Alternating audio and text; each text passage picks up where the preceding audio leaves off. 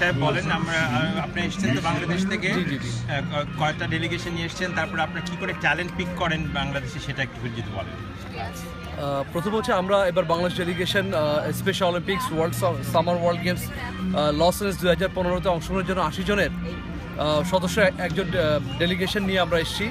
এই ডেলিগেশনে আমাদের মোট 3 জন অফিসিয়াল আছে, তার মধ্যে একজন আছে হেড অফ ডেলিগেশনস, একজন অ্যাসিস্ট্যান্ট হেড অফ ডেলিগেশনস, আর আমি যে টিম ফিজিশিয়ান। তো আমরা এখন আমরা এদেরকে নিয়ে এসে ট্যালেন্ট হান্টটা আমরা বিভিন্ন স্তরে করি। প্রথমে আমরা বাংলাদেশের যে 6টা ডিভিশন আছে, 6টা ডিভিশনাল গেমস করি। আমরা ডিভিশনাল গেমসের মাধ্যমে আমরা ওই ডিভিশন থেকে আমরা ট্যালেন্ট হান্ট করি। এবং আমাদের বাংলাদেশে এখন যেটা হয়েছে যে বুদ্ধি প্রতিবন্ধীদের জন্য অনেকগুলো প্রতিষ্ঠান আছে, সেখানে বুদ্ধি প্রতিবন্ধী বাচ্চারা সেখান থেকে তারা অংশগ্রহণ করার পরে আমরা ট্যালেন্ট হান্ট করে ওদেরকে আমরা নিয়ে আসি। আপনি ওই শব্দটা কি বললেন? এটা ডিভিশনাল গেম, মানে ওই ইন্টেলেকচুয়ালি চ্যালেঞ্জ যারা তাদের আমরা মেন্টালি চ্যালেঞ্জ বলি, আসলে টার্মটা হচ্ছে ইন্টেলেকচুয়ালি ডিসেবল।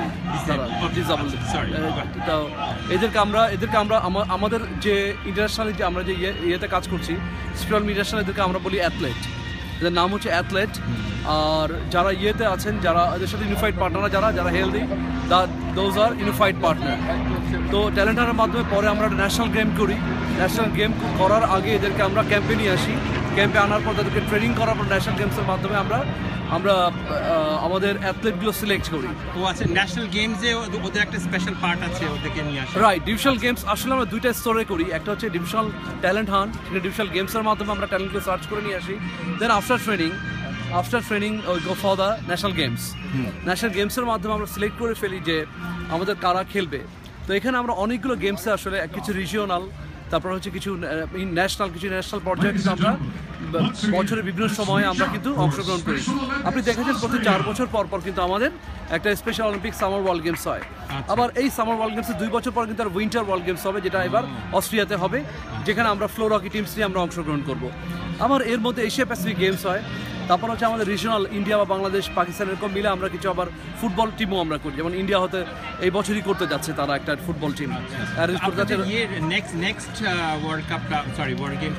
আমাদের নেক্সট ওয়ার্ল্ড গেমস এখনো ডিক্লেয়ার হয় নাই, তবে প্রবাবলি 3টা দেশ বিট করছে, একটা সাউথ আফ্রিকা, একটা অস্ট্রেলিয়া অ্যান্ড জার্মানি, যারা এদের মধ্যে হবে। বাট আমাদের নেক্সট যেটা উইন্টার ওয়ার্ল্ড গেমস যেটা আছে, এটা 2017-এ, এটা হচ্ছে অস্ট্রিয়া। রাইট, উইন্টার গেমসে কি বাংলাদেশে কি শেপ খেলবে? আমরা ফ্লোর হকি টিম নিয়ে আমরা উইন্টার গেমসে যাব। ফ্লোর হকি টিম আমাদের আমরা ফ্লোর হকি টিমসে কিন্তু আমরা গতবার কোরিয়া খেলেছিলাম, আমরা আনবিটেন চ্যাম্পিয়ন ছিলাম। ও তাই নাকি? জি। আচ্ছা বলেন তো, আপনারা মানে how do you raise funds, আপনাদের টাকা কি করে ওঠে? এখানে মূলত আমি বিগত দিনগুলো আমাদের গ্রামীণ ফোন আমাদের টোটাল স্পন্সর করতো। আমাদের ন্যাশনাল গেমস বা ন্যাশনাল ইন্টারন্যাশনাল অ্যাক্টিভিটিস, সেখানে গ্রামীণ ফোনের একটা ভালো কন্ট্রিবিউশন ছিল। একই সাথে আমাদের বাংলাদেশ সরকার আমাদের কন্ট্রিবিউট করতো। তো এবার যে কোনো কারণেই হোক, বিভিন্ন গেমসের কারণে আমাদের গ্রামীণ ফোনের স্পন্সর আমরা পাইনি। তো সেক্ষেত্রে আমাদের মূলত স্পন্সর দিয়েছে বাংলাদেশ সরকার, মহামান্য প্রধানমন্ত্রী। উনি আমাদেরকে মেজর পোর্শন শেখ হাসিনা, উনি মোর দ্যান 50% স্পন্সর করেছেন। এছাড়া ব্যাংকার্স অ্যাসোসিয়েশন অফ বাংলাদেশ, তারা আমাদেরকে 50 লাখ টাকার মতো আমাদেরকে অনুদান দিয়েছেন। এর বাইরে ছোটো কিছু স্পন্সর আমরা পেয়েছি। আর এছাড়াও আমাদের এরকম একটা টিম আমেরিকার মতো জায়গা আসতে গেলে প্রায় 2.5 কোটি টাকার প্রয়োজন হয়। তো আমরা স্পন্সর দিয়ে ধরেন পেয়েছিলাম 1,70 লাখ বা 80 লাখ টাকার মতো। বাকিটা আমাদের যিনি আমাদের প্রেসিডেন্ট আছেন, মিসেস ডক্টর শামীমুদ্দিন চৌধুরী, উনি অ্যারেঞ্জ করে দিয়েছেন ওনার ব্যক্তিগত উদ্যোগে। রাইট উদ্যোগ করে দিয়েছেন। তো আমরা আশা করছি যে আমরা এই যে খেলে যাচ্ছি, আমরা বুদ্ধি বাচ্চাদের নিয়ে আমরা দেশের জন্য গৌরব বয়ে নিয়ে যাচ্ছি।